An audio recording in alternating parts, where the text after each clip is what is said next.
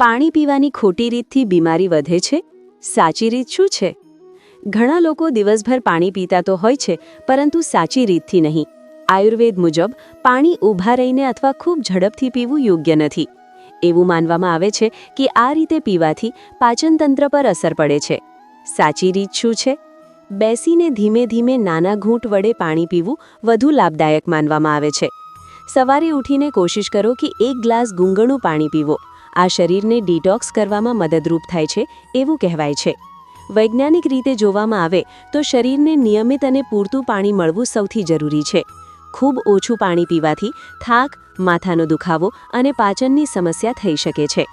આયુર્વેદના પ્રાચીન ગ્રંથ જેમ કે ચરક સંહિતામાં પણ યોગ્ય આહાર વિહાર અને પાણી પીવાની રીત વિશે માર્ગદર્શન આપવામાં આવ્યું છે.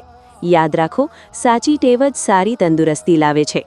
આવા બીજા વિડીયો જોવા માટે ચેનલને સબસ્ક્રાઇબ કરો.